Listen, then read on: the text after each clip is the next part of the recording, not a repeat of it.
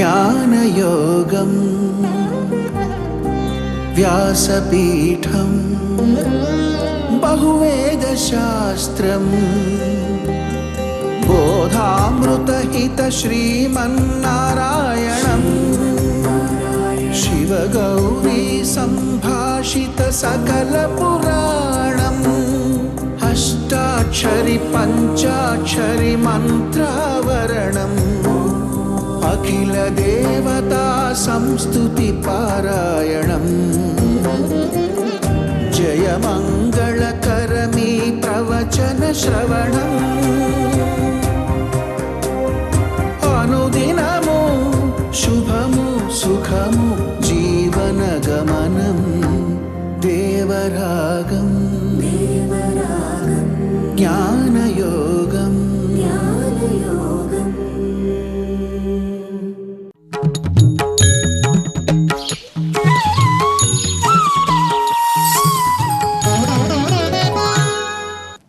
ఆపదామపహర్తారం దాతారం సర్వసంపదాం లోకాభిరామం శ్రీరామం భూయో భూయో నమామ్యహం.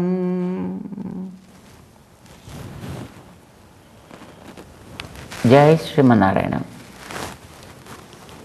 ప్రియ భగవద్బంధువులారా, 7వ అధ్యాయపు 19వ శ్లోకం దాకా భగవంతుడు తన యొక్క ప్రభావాన్ని అర్జునుడికి వివరించి చెప్పాడు. ఏమని చెప్పాడు ఆయన? కనిపించే ప్రకృతి అంతా నా ఆధీనంలో ఉంటుంది, జీవవర్గాలంతా నా ఆధీనంలో ఉంటాయి. జీవవర్గాల్ని పరాప్రకృతి అంటారు, ఈ మిగతా వాటన్నిటిని అపరాప్రకృతి అంటారు. ఇవి రెండు నా చేతిలో నేను నడిపించినట్టుండే ప్రకృతులు. వాటి స్వభావాలు కూడా నా ఆధీనంలోనే ఉంటాయి. నాకంటే మించినటువంటి వ్యక్తి ఎవడు లేడు సుమా. ఈ ప్రపంచంలో ఏ వస్తువు ఏ రూపాన్ని మార్చుకోవాలన్నా, ఏ వస్తువు ఏ రూపాన్ని స్వీకరించాలన్నా, సృష్టి కానీ ప్రళయం కానీ ఇవి రెండు నేను చేసేవే. నన్ను మించిన వాడెవడు లేడయా ఈ ప్రపంచంలో. పొందదగిన వాణ్ణి నేనే, పొందించే సాధనాన్ని కూడా నేనే. ఈ ప్రాపంచిక వస్తువుల అన్నింటి యొక్క స్వభావాలు కూడా నా ఆధీనంలో ఉంటాయి. అలాని నేనేం పెద్ద అంత గర్వంతో అహంకారంతో ఏదో పెద్ద ఎక్కడో బిగుసుకుని ఎక్కడో కూర్చునేవాడిని కాను. అందరికీ అందుబాటులో ఉండేటువంటి సులభుణ్ణి, కష్టం ఉన్నవాడిని ఆదుకోగలిగే దయాళువుని. నేను చెయ్యాలనుకున్న దానికి అడ్డేం ఉండదు ఎక్కడా కూడా. సర్వశక్తివంతుణ్ణి కూడా నేను. ఇన్ని రకాలుగా తన యోగ్యతల్ని ఆయన చెప్పుకున్నాడు. ఆయన మరి ఇన్ని యోగ్యతలు నీలో ఉన్నాయని చెప్తున్నావు కదా కృష్ణ, మరి ఇన్ని ఉంటే అందరూ హాయిగా చక్కగా నిన్నే ఆశ్రయించి వాళ్ళు తరించవచ్చు కదా. 2 రకాలుగా జీవులు ఉంటారు అని నువ్వే చెప్పావు. దుష్కృతులు సుకృతులు అని నువ్వు విడదీశావు. సరే, ఏ అవసరం వచ్చినప్పటికీ కూడా అసలు నువ్వు ఒకడు ఉన్నావు, కావాల్సింది ఇవ్వగలిగిన వాడివి అనే అవగాహన లేకుండా, ఆ ఇంగితం కూడా లేకుండా నీ నుంచి విముఖులై తిరిగేవాళ్ళు కొంతమంది ఉంటారు. ఏది అవసరం అనుకున్నప్పటికీ, ఏది కావాలనుకున్నా నీ దగ్గరికే వచ్చేవాళ్ళు కూడా 4 రకాలు ఉంటారని చెప్పావు కదా. ఈ ప్రపంచంలో ఉండేవన్నీ కోరుకుని రకరకాలైనటువంటి వాటిని ఒకనాడు వాటిని అనుభవించి ఏదో కారణం చేత మళ్ళీ కోల్పోయి, ఆ కోల్పోయిన వాటిని తిరిగి పొందాలంటే ఇచ్చేవాడివి నువ్వు కనుక అంటూ నీ దగ్గరికి వచ్చి ఆశ్రయించేవాళ్ళు కొందరు ఉంటారు. మరి కొంతమంది అసలు గతంలో ఏమీ లేక ఏమీ తెలియక వీళ్ళని చూసి వాళ్ళని చూసి మనసులో కలిగినటువంటి ఆశ చేత, కోరిక చేత వచ్చి నిన్ను దగ్గర చేరేవాళ్ళు కొందరు ఉంటారు. సరే, మొత్తానికి ఆ గతంలో ఉండి పోగొట్టుకుని మళ్ళీ కోరుతున్న వాళ్ళు కావచ్చు, కొత్తగా ఏవో ఇవి కావాలి అవి కావాలని కోరుతున్న వాళ్ళు కావచ్చు. ఏదైనప్పటికీ కూడా ఇలా ఐహిక ఐశ్వర్యాలను కోరుకునేటువంటి వాళ్ళు ఒక విభాగం అన్నావు. ఆత్మజ్ఞానాన్ని తెలుసుకుని, ఆ ఆత్మజ్ఞానాన్ని నేను కూడా పెంచుకోవాలనుకుని ఆత్మ సాక్షాత్కారమే లక్ష్యంగా ప్రవర్తించే వాళ్ళు కొందరు ఉంటారన్నావు. అసలు సాక్షాత్గా నిన్నే చేరాలి అని అనుకునేవాళ్ళు కొందరు ఉంటారు అని చెప్పావు కదా. ఆ నిన్నే చేరేవాడంటే వాడి మీద నీకు ఎంత ప్రేమో నీ మాటల్ని బట్టే నేను అర్థం చేసుకున్నా. వాడు నీకు ఆత్మ అంత గొప్పవాడు అని నువ్వే అంటున్నావు. అలాంటి వాడిని అస్సలు వదులుకోవడానికి నువ్వు ఇష్టపడవు. అలాంటి వాడంటే నీకు ఇంతంత ప్రేమని చెప్పలేం, అంత వెర్రి ప్రేమ చెప్పలేం. సో ఇదంతా నువ్వు అనుకుని అలాంటి వాడు దొరకడం కూడా చాలా కష్టం అని నువ్వు అన్నావు. చాలా బాగుంది. ఇన్ని నీ చేతిలోనే ఉండేటప్పుడు, ఇన్ని నీవే అయినప్పుడు అసలు కనీసం ఆ సుకృతులు మిగతా ముగ్గురైనా వాసుదేవ సర్వం అనగలిగే స్థితిలోకి రావాలి కదా. ఎందుకు రావట్లేదు వాళ్ళు? నువ్వు ఇంత గొప్పవాడి వెయ్యి, నీలో ఇంత గొప్ప గుణాలు ఉండి, నీలో ఇంత గొప్ప శక్తి ఉండి, మరి వాళ్ళని ఎందుకు ఆశ్రయించట్లేదా నిన్ను? దానికి సమాధానం చెప్తున్నాడు 20వ శ్లోకం దిగించి శ్రీకృష్ణ పరమాత్మ. ఏమని? కామై తైస్తై హృతజ్ఞానా ప్రపద్యంతే అన్యదేవతా తం తం నియమమాస్థాయ ప్రకృత్యా నియతా స్వయా. ప్రకృత్యా నియతా స్వయా ప్రకృత్యా నియతా. ప్రకృతి అంటే నేచర్ కాదు, కష్టపడి సంపాదించుకున్నదండి. ప్రకృతి అంటే ప్రకర్షేణ వాళ్ళ యొక్క కృత్యముల చేత కష్టపడి సంపాదించిన కొన్ని ఉంటాయండి. మనలాంటి వాళ్ళకైతే రోగాలు. ఎంత కష్టపడి సంపాదించుకుంటామండి? అక్కర్లేని చెత్త తిళ్ళు తింటాం, అక్కర్లేని చెత్త పనులు చేస్తాం. రోగాల్ని కష్టపడి సంపాదించుకుంటాం.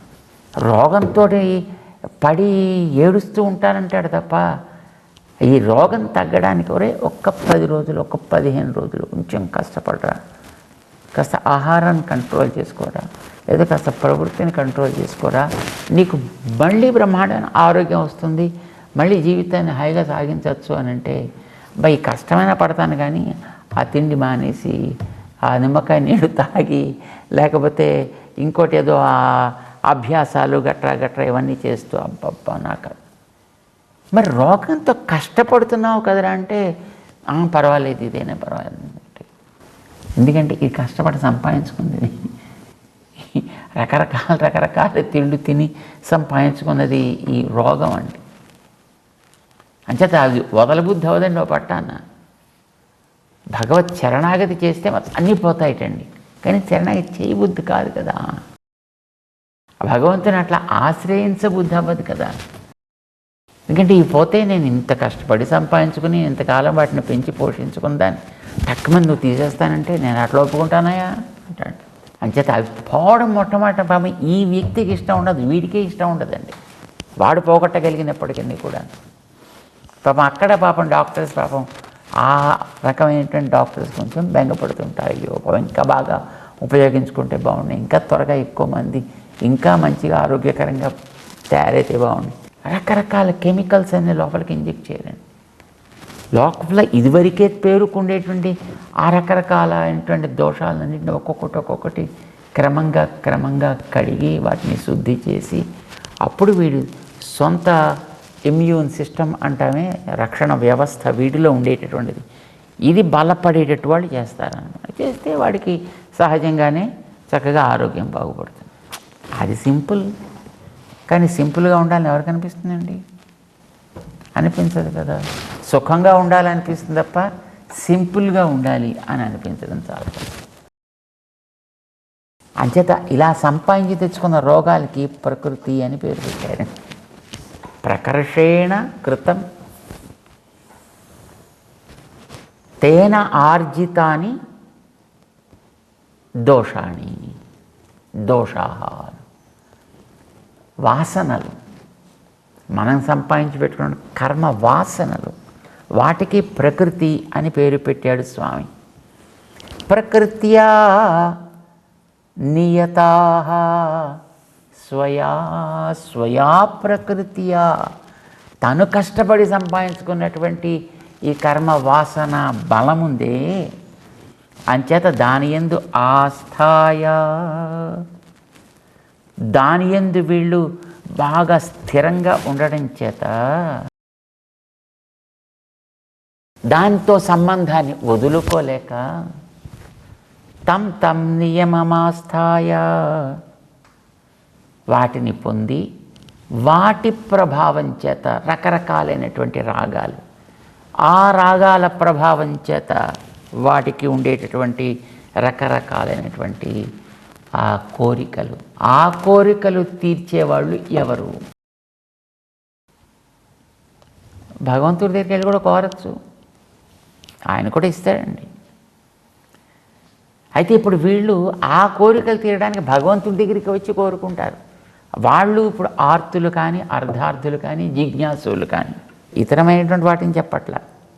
ఇప్పుడు వీళ్ళ భగవంతుడి దగ్గరికి వచ్చినప్పటికీ కూడా భగవంతుడినే కోరకుండా ఇతరమైనటువంటి వాటిని కోరుకుని అటుపక్కకి వెళ్ళిపోయేటువంటి వాళ్ళు కూడా ఉంటారు కదా.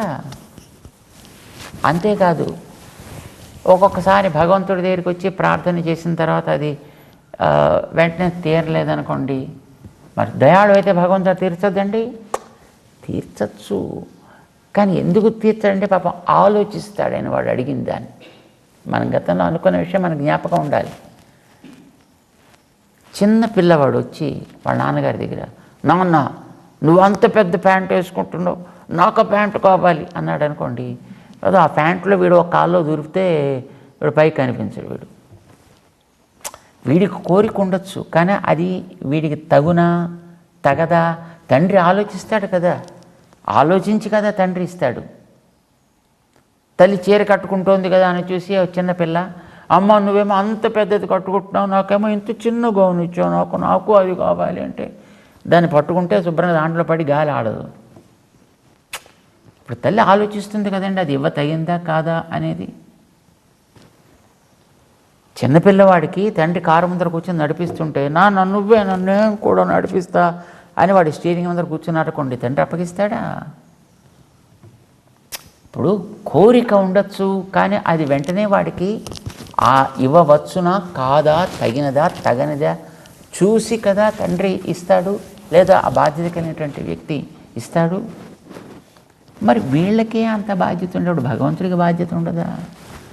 చేత ఎవడైనా ఏదైనా ఒకటి తను అడిగినా అది తగినదా తగనిదా, లేదు వీడికి దాని యందు కనుక ఆయా నిష్ఠ ఉన్నట్టయితే వీడికి ఆ రకమైనటువంటి దాన్ని పొందడానికి వీడు ఏం చేస్తే యోగ్యుడవుతాడు.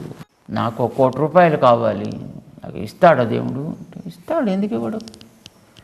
ఇస్తే 1 కోటి రూపాయలు దగ్గర పెట్టుకోగలిగే స్థితి ముందర నీకు ఉండాలి కదా. నువ్వు కూర్చున్నదేమో చిన్న పూరిపాకలు, నువ్వు లోపల 1 కోటి రూపాయలు పెట్టుకుంటే ఎవడొచ్చి 4 తన్ని లేదా 4 ఆకులు పీక లోపల ఉండి ఎవరిని పట్టుకుపోతే నువ్వేం చేస్తావు అప్పుడు? కనుక భగవంతుడు ఆలోచించి ఏం చేస్తాడంటే, నీకు 1 కోటి రూపాయలు సరే వస్తే దాన్ని పెట్టుకోవడానికి ఒక చెస్ట్ కావాలి, ఆ చెస్ట్ ఉండేటటువంటి ఒక మంచి రూమ్ కావాలి, ఆ రూమ్ ఉండేటటువంటి మిగతా రూములతో కూడుకున్న ఇల్లు కావాలి, ఇంటికి మరి పెద్ద ఒక్క లంకంతా కొంప కట్టుకుని దాంట్లో ఎవడో లేకుండా ఇవిడొకడు లింగులు ఇటుకోమంటే ఉంటే లాభం లేదు కదా. చేత దానికి చుట్టూ కాపలా కాసేటటువంటి పరిజనం ఉండాలి దానికి. ఇప్పుడు ఈ 1 కోటి రూపాయలు వీడి దగ్గర పెట్టుకుని రోజు దాన్ని పెట్టి తీసి లెక్క పెట్టుకుని మళ్ళీ మూసేసి మళ్ళీ పెట్టి తీసి లెక్క పెట్టుకుని మళ్ళీ మూసేసి అలా ఉంటే లాభేంటి? దాన్ని వాడుకోగలిగేటువంటి యోగ్యత కావాలి కదా. అంచేత అది వీడికి ఉందా లేదా దాన్ని కలిగించాలి. ఇవన్నీ కలిగించిన తర్వాత అప్పుడు వీడికి 1 కోటి రూపాయలు ఇస్తే దాని యొక్క ఆనందాన్ని వాడు ఆస్వాదించగలుగుతాడు. అడిగాడు కదా అని అయ్యో వాడు ఏడుస్తున్నాడు కానీ నేను పట్టుకుని ఇచ్చేసానండి అంటే నువ్వు ఇచ్చేస్తే వాడు పట్టుకుని అక్కడి అక్కడ బయట 4 అడుగులు వేగానే ఎవడో వచ్చి వాడు 4 తన్ని ఆ చేతిలోది కాస్త లాక్కుపోతాయి. మళ్ళీ మొదలు. మిగతా దేవతలకి భగవంతుడికి తేడా అది.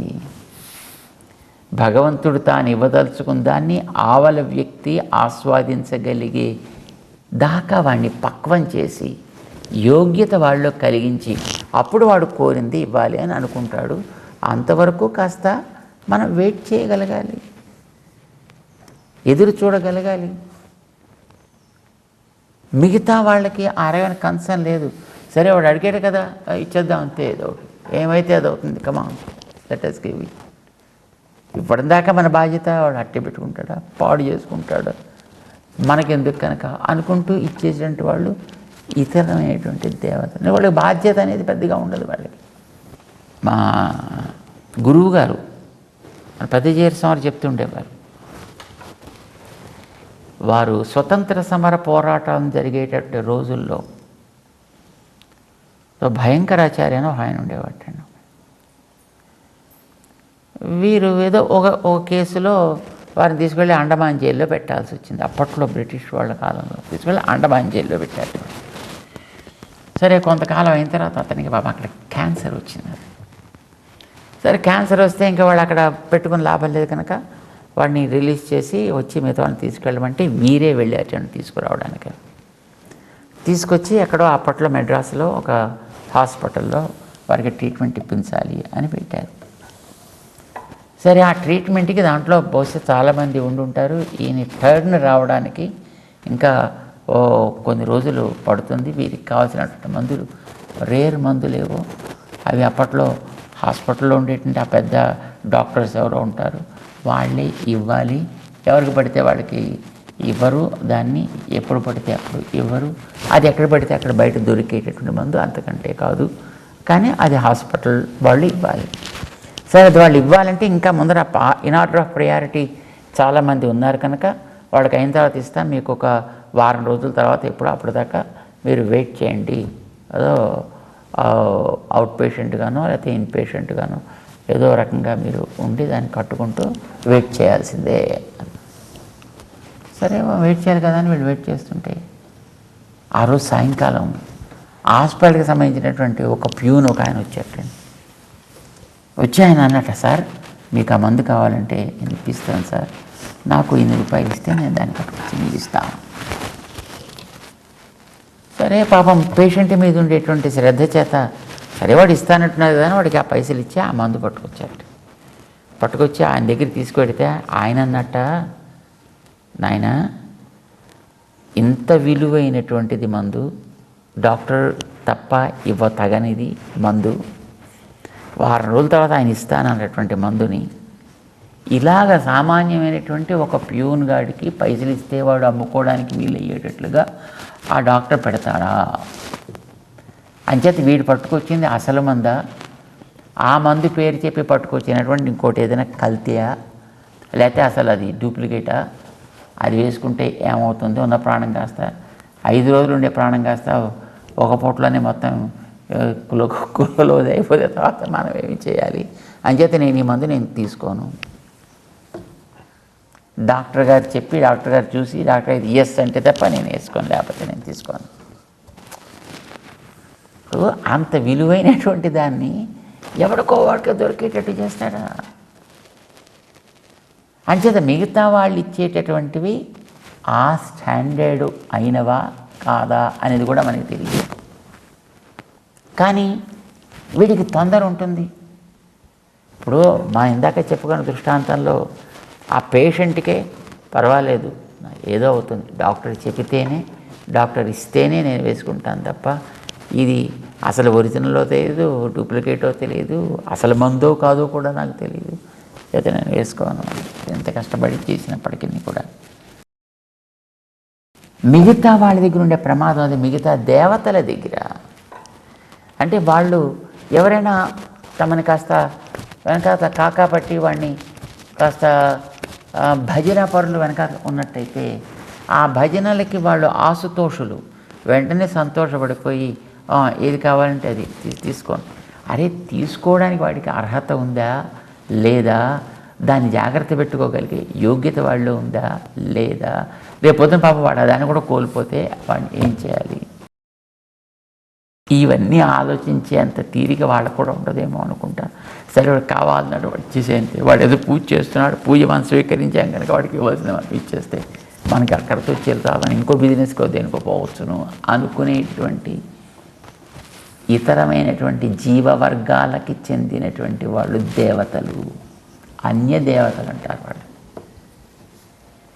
ఇప్పుడు వీడికుండే కోరిక తీవ్రత చేత, ఎందుకంటే వీడు వెనకాతలకు వీడు కోరి తెచ్చుకున్నటువంటి ఆ కర్మ వాసనల యొక్క ప్రభావం చేత, వీళ్ళు వచ్చే గుణాల యొక్క ప్రభావం చేత, వీళ్ళలో పెరిగేటి కోరికల యొక్క ప్రభావం చేత అవి తీరాలనుకున్నప్పుడు భగవంతుడు ఆలస్యం చేస్తుంటే భగవంతుడికి లాభం లేదు.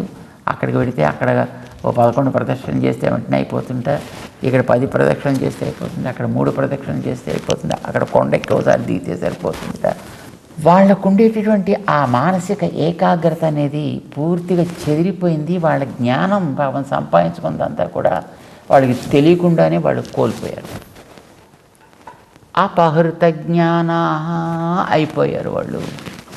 దేనివల్ల వాళ్ళకి అట్లాంటి జ్ఞానం అపహృతమైపోయింది? కామై తైస్తై హృత జ్ఞానా ప్రపద్యంతే అన్యదేవతాః తం తం నియమమాస్థాయ ప్రకృత్యా నియతా స్వయా.